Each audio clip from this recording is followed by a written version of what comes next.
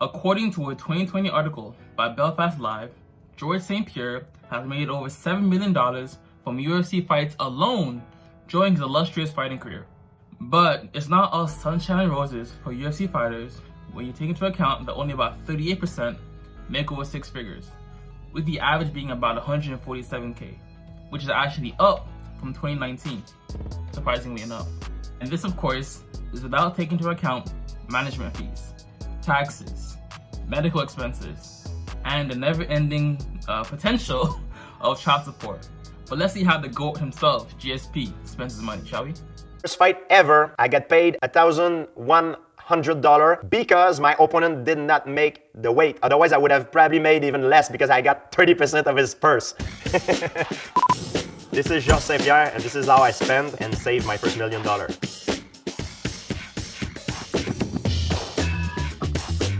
I'm born in Montreal, Canada. I grew up in Saint-Isidore, the South Shore, where there's a lot of farms, not a lot of things going on. I got into karate at first because I was bullied at school. I didn't know what I wanted to become until I saw the first UFC on TV when I was a teenager. I was at school, but I was studying more because it was the right thing to do and because my parents pushed me. We didn't have a lot of money when I grew up. We were not poor either because I eat every day. I had money. That's the thing, right? With regards to money from the entertainment industry. Actors, UFC fighters, athletes, right? Basketball, football, whatever, and even YouTubers, right? The money you're getting is not guaranteed. It's not, necessarily a given each month. That's why people always say, get a 9-to-5 job. The earning potential isn't always as high, but your floor is usually more stable, right? So there's that aspect to it. So if you don't have the pleasure of having such a high earning income, it makes sense to focus your money on specific things, right? Getting out of debt, avoiding liabilities, luxury items. The word luxury shouldn't be in your vocabulary if you're still in debt and have no money in investment or in an index fund, stuff like that. So if you're in debt and have no money in some type of investment, the word luxury and buying liabilities should be to a minimal. For school, but we were not wealthy. I had to work as security in a hip-hop nightclub, as a garbage man. I always find time to train, working, and studying in the same time. My number one priority, my number one goal is to become champion in Ultimate Fighting Championship. I fought a few times in local shows. I was undefeated at the time. My first big fight on the local scene, I was fighting a guy named Pete Spratt, a UFC veteran. He probably thought that he was just coming in to collect a paycheck and beat a young kid. I beat him, and that's when the door opened. The UFC recruited me. But at the time, I was not making enough money. Things were so tight to me that I couldn't afford to lose a fight. Because if I would have lost a fight, I would have been in debt. I remember my first fight in UFC, I made $3,000 to show, plus $3,000 to win. Then I had a second fight. I made $4,000 to show, plus $4,000 to win. Then I won that fight by knockout. That fight gave me a chance to go for the title right away. I had a chance. Of course, taxes, man, taxes. Taxes are more for. So all this income you see, like I got 7 million in his earning career, is probably more like 3.5 million when you think about the after taxes and stuff like that. It's crazy. To pursue my dream. I was studying and I was working as well. I had like a crazy schedule. I sat down with my parents and I told them, I said, listen, if things doesn't go well, I can always come back to school. But for the next session, I would like to just focus on training because I have a title shot and it's a big opportunity. And they agreed. That's when I started to train full time. I lost that fight, but it made me a much better fighter because I've learned a lot from that experience and I rebound immediately after I finally got myself another title shot and I beat Matt Hughes. So I didn't have to go back to school, go back to my old life. It was after my fight with John Fitch, I had to renew my contract, but I was champion and I was doing pretty well. So if I finished my contract, I had big offers waiting for me. So the UFC decided to renew my contract and that's when I made my first $1 million. I start working with financial advisor right away. First, because I'm a Canadian citizen, the tax report is very complicated. A lot of athletes, they make the mistake, they don't pay their taxes. So I made sure my structure was solid and all good. So a lot of athletes, I think they start right away to invest on luxury cars, stuff like that, jewelry, but I didn't do that. If I make money, I need to make myself more competent to become better. I travel the world. It's especially true when you take into account that most UFC fighters only fight maybe 2 or 3 times per year. Right? So you're wondering, like, what are you doing with the rest of your days while you wait for your next fight? An actor can get paid upwards of 10 to 20 million for 4 months of work, right? But then you're not sure when the next work period is gonna happen, and like how are you gonna manage? Would you rather have $10 million given to you up front, or maybe $10 million given to you over the course of 10 months? For most people, it makes more sense to get it over a 10 months time span, right? So the basic framework is taxes, savings, 30% or 40% of your monthly income, and then you work with the rest. In order to gain more knowledge and become better. We talked about how I save my money. Now let's talk about how I spend it. The first thing I did is to clear all my parent debt, because my parents are the ones that support me since the beginning, you know? They took care of me as a baby, so that was the first thing I did. And when my mom called me crying with my dad on the line and say, "That's your money, we don't need your help," it was like one of the most beautiful, one of the best days of my life. My dad was my first martial art teacher, but he was too busy because he worked like maybe 60 hours a week for 30 years, you know? Like he never stopped, he loved it. So he put me in a karate school. Paying my parents' debt, $50,000.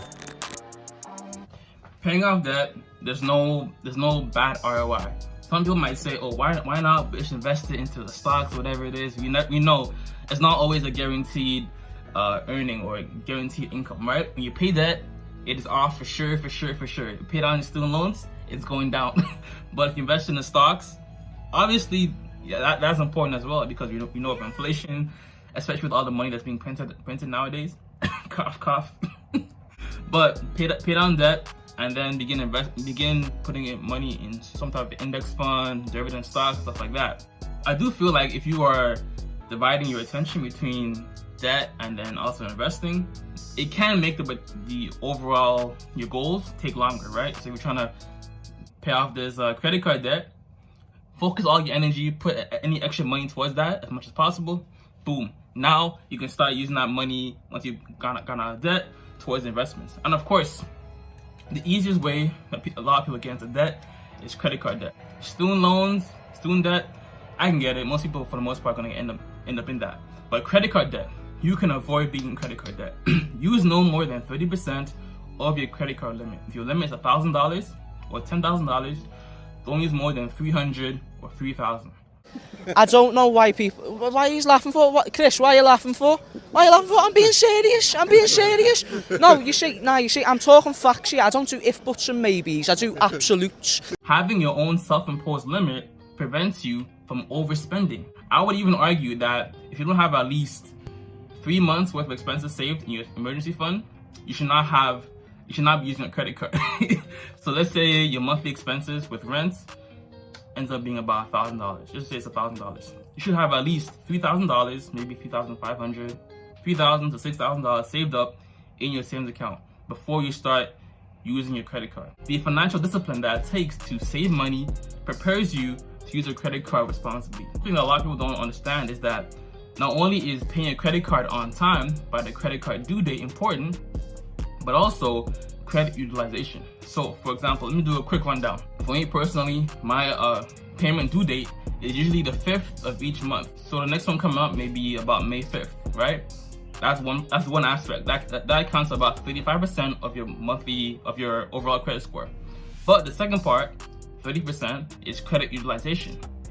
So the statement date is when your credit card balance gets reported to credit bureaus, which for me is usually the 12th of each month. So you want to ensure that your overall balance on your credit card is below that 20% margin, I would say, so that your overall credit utilization is low, right? So again, if you have a $1,000 limit, by let's say the 10th or the 9th, or three or 4 days before the statement closing date, you want to pay it off or pay it down below 20% by the time the credit bureaus are told of your report.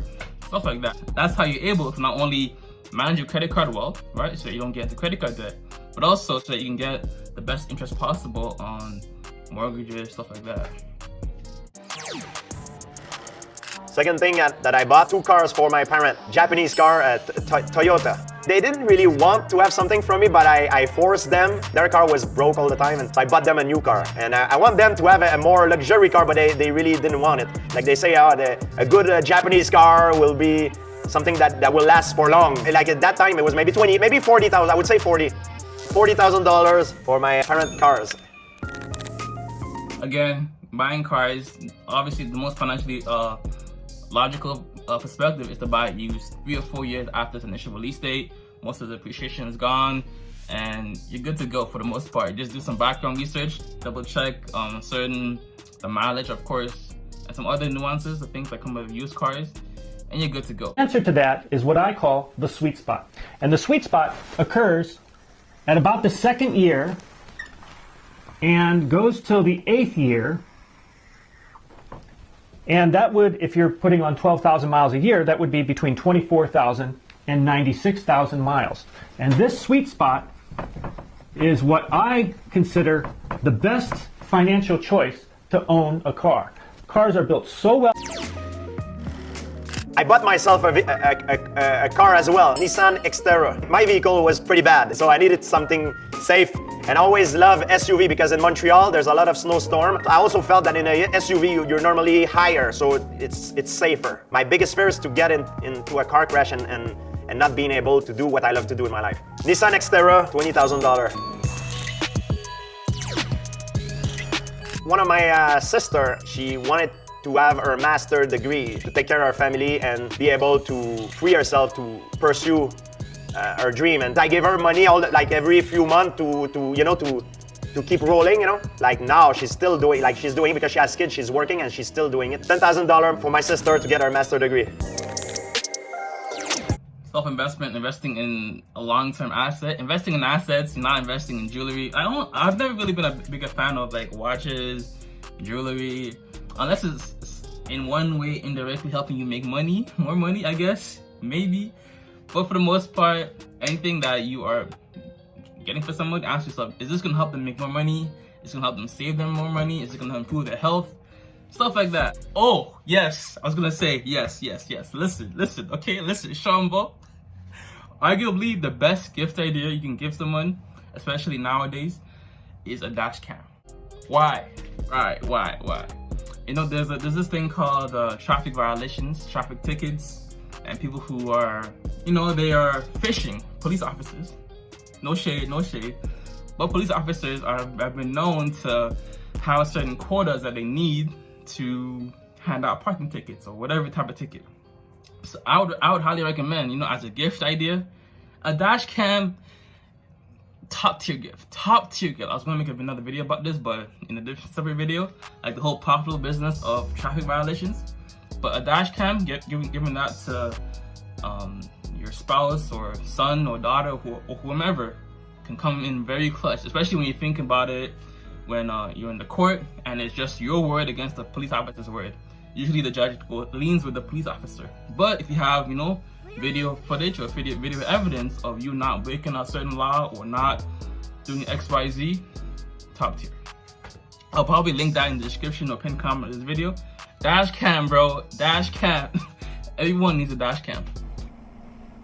Good, how are you? When you roll by, I can see you're not wearing your seatbelt. Did you just come from somewhere right there, or like? No, I've had it on the whole time. Have you? Yeah, I have a camera with it. I mean, do you? Yeah. Excellent. Well, listen, that's why I'm not Johnny Jump to conclusions, okay. right? Yeah. When you roll by, I see down. You know what I'm okay, saying? yeah. So, like, I mean, I could show you the video if you want it.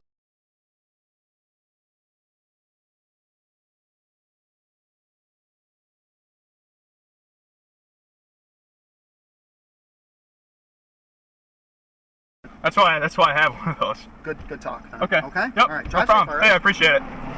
The video starts as James is pulled over by an officer of the Arkansas State Police for an alleged speeding violation. Do you want my license registration? Yeah, if you don't care. What's the reason for stopping me?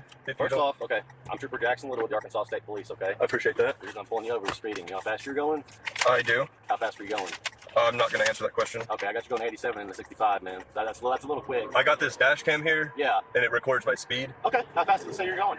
I'm not going to answer that question, but okay. I know it wasn't that. This is okay. Registration, how fast insurance. You think you're going, I'm not going to answer that. Okay.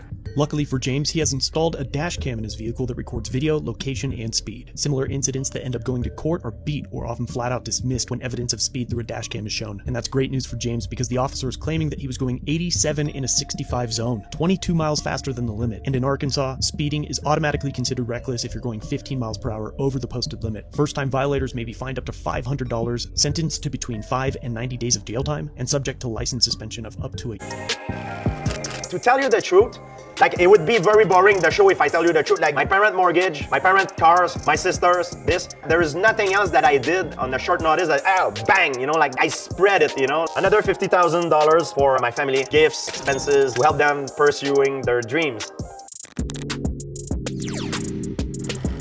So this $30,000 is all the friends that I helped who told me that they would pay me back, but they never did. So I help a lot of people, and I would say it's about $30,000 that I lost. It was okay. I helped them get out of bad situation, but the thing is, when you start making a lot of money, you get a lot of people coming at you.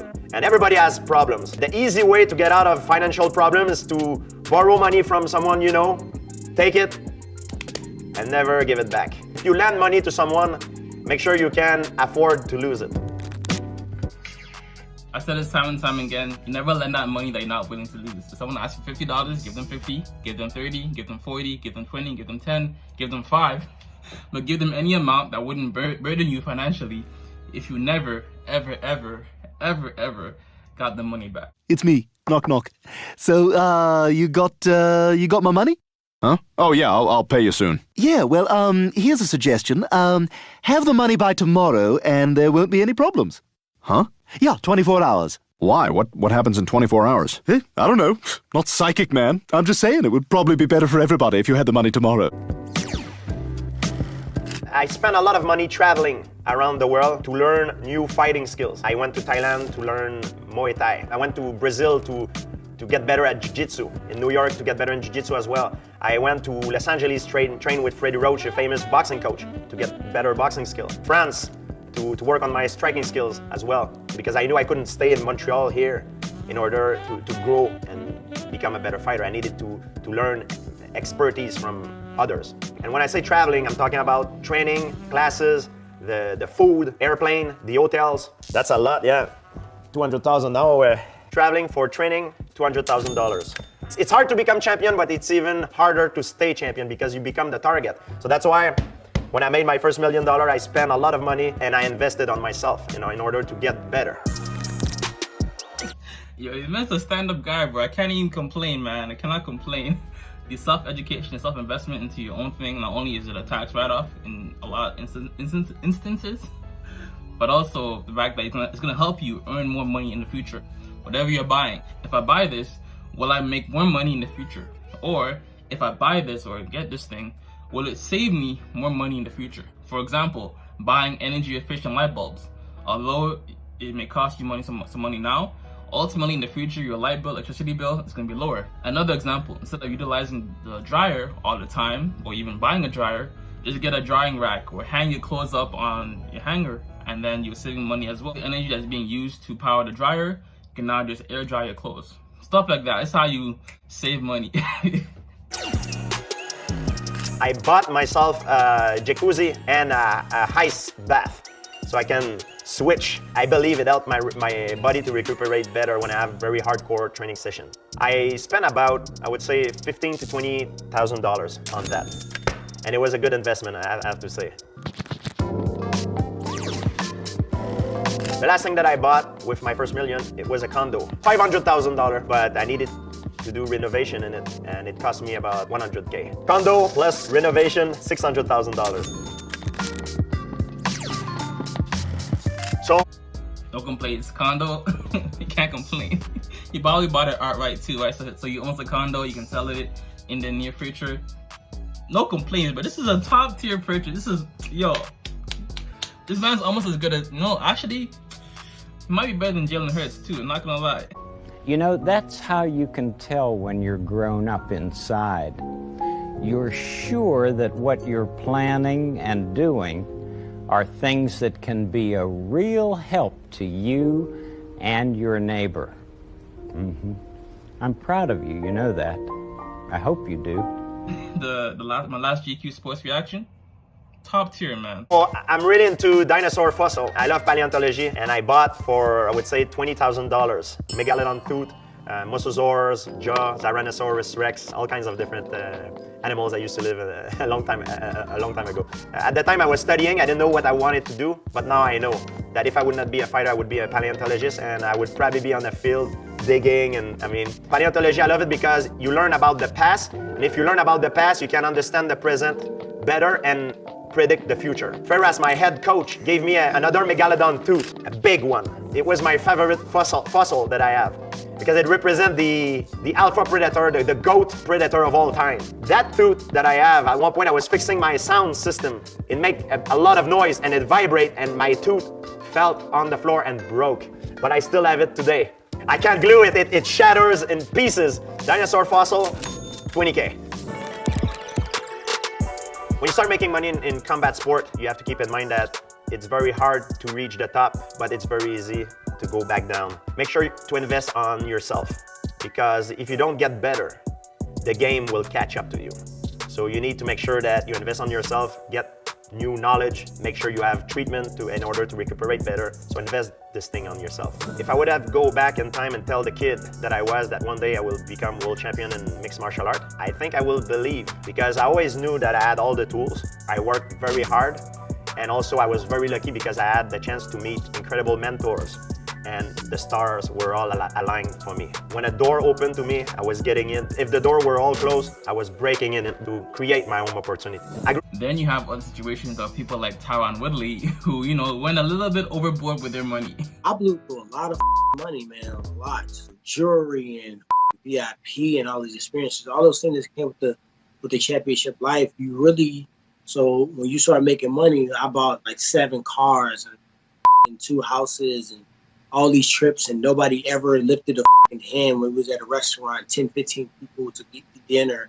And, you know, I was going to VIP clubs and all this like every other week.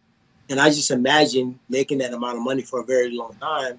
And they very quickly said, poof, damn, hold on. Like, you gonna tell me March 3rd, like this is different? Like it's the same? But again, increasing your assets, decreasing liabilities. Once you are at a point where you have certain investments, you're debt free, then yo, you can do whatever you want and, you know, be a little bit more frivolous in your purchases. Basically, for the everyday person, to make it more relatable, it comes down to building up an emergency fund of at least 6 months while paying off debts. Once you have those 6 months worth of expenses covered, your monthly expenses is $2,000, and you have maybe say $12,000 to $20,000 saved up, then you start putting your money into asset building things, or things that could make you more money in the long run, right? Whether it's YouTube channel, whether it is index funds, dividend stocks, whatever. But obviously we know saving money isn't enough, isn't the be all end all because of the inflation. So you want to be actively investing your money into other things as well. But yo, while you lot are here, yeah, watch my past video right here on when is the best time to pay a credit card bill to increase your credit score and how credit utilization affects you. Or watch my other video right here on how you can lower your overall utility bills, water, electricity, gas, heating, etc. so you can start saving more money, paying off those debts, and ultimately have the extra capital available to invest. As always, it doesn't feed you, don't water it, and too much of any good thing is good for nothing. How you lot doing today? Stay with me. I'm doing more, saying less, and keeping that same energy. No cap. Flip the script. I'm out. Deuces. Just another black boy story, parent issues, drugs and mischief. That's what kids do, kids will be kids, make kids. Should've wore the ting, free up all my bros, they ain't trash but they in the bin. Wake up in the morning and I pray why I gotta sin. I don't take no losses, I just learn, see that's how you win. She likes it when I rap, likes it when I sing. She asked me what I'm into, man I say Fortnite and FIFA. Roll up